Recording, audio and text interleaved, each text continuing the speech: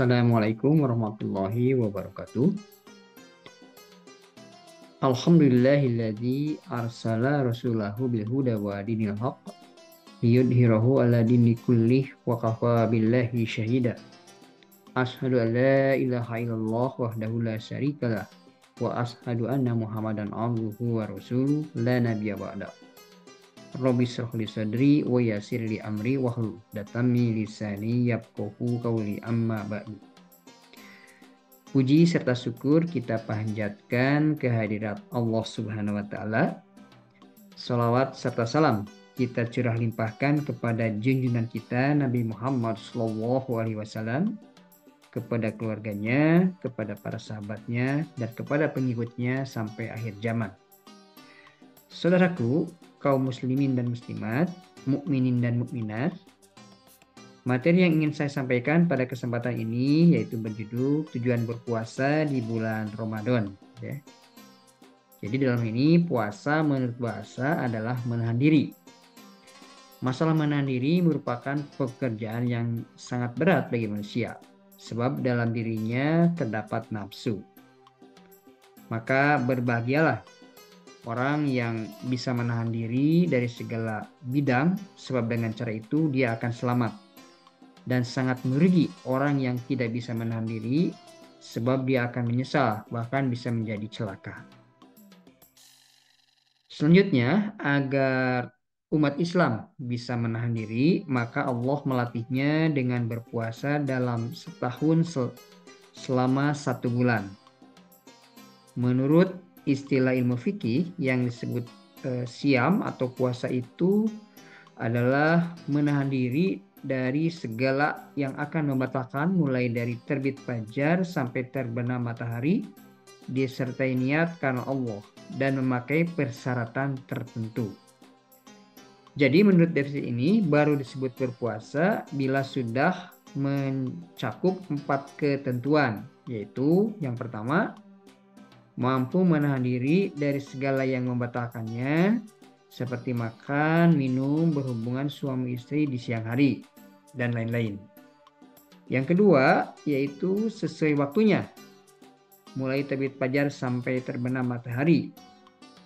Tidak disebut berpuasa apabila waktunya kurang atau lebih dari waktu tersebut. Ketiga, memakai niat lillahi ta'ala. Bila niatnya bukan karena Allah, hal tersebut tidak termasuk berpuasa, seperti yang diharapkan dalam keyakinan agama Islam. Keempat, yaitu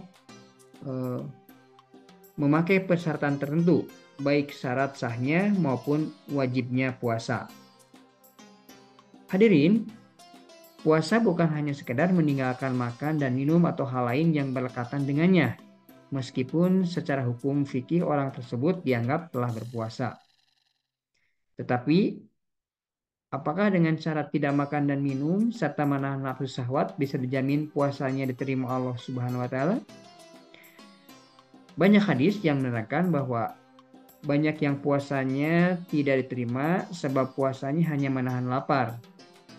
Di antaranya sabda Rasulullah yang menyatakan, tidak sedikit orang berpuasa tidak mendapat hasil apa-apa dari puasanya kecuali hanya lapar dan dahaga.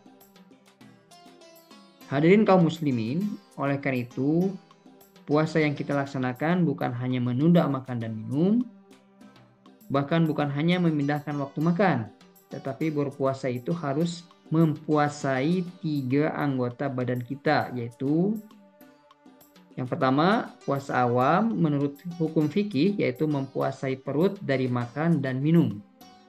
Kedua, puasa khusus, yaitu mempuasai anggota badan kita dari pekerjaan kotor dan jahat. Ketiga, puasa super khusus, yaitu mempuasai hati dari segala penyakit. Nah, puasa seperti itulah yang bisa mencapai derajat takwa, dan puasa seperti inilah yang mendatangkan ridho Allah Subhanahu wa Ta'ala. Dalam kesempatan ini, Syekh Abdul Rahman menuturkan puasa itu merupakan salah satu sebab terbesar menuju ketakwaan. Hal ini karena orang yang berpuasa telah melaksanakan perintah Allah Subhanahu wa taala dan menjauhi larangannya. Allah berfirman, "A'udzubillahi minasyaitonirrajim. Ya ayyuhalladzina amanu kutiba 'alaikumusiyam kama kutiba 'alal ladzina min qablikum la'allakum tattaqun." Hadirin, sebagaimana diterangkan oleh Allah Subhanahu wa taala, bahwa tujuan berpuasa itu agar manusia bisa mencapai derajat takwa.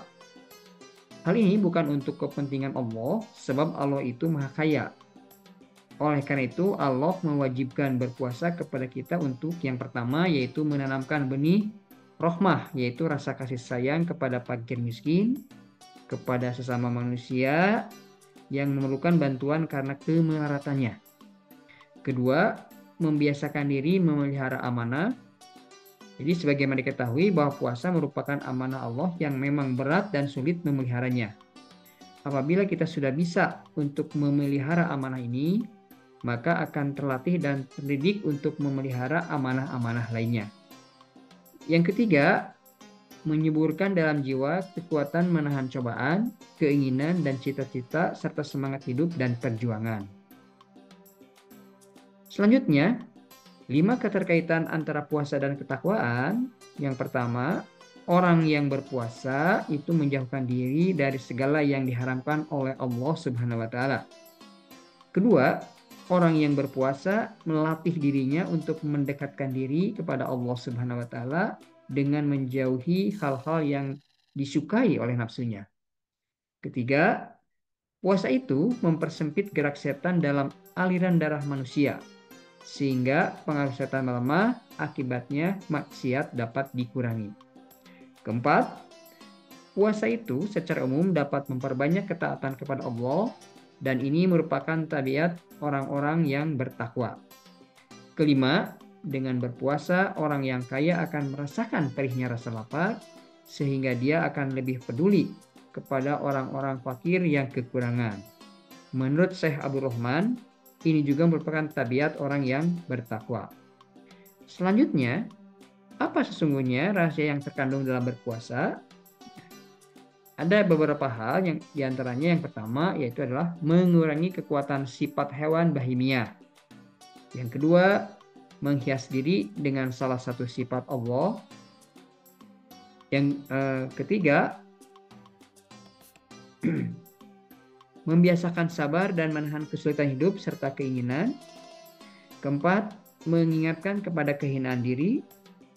Kelima, menjaga diri dari berbuat dosa dan maksiat. Dan keenam, ada yang terakhir, yaitu menyadarkan diri untuk peduli terhadap sesama.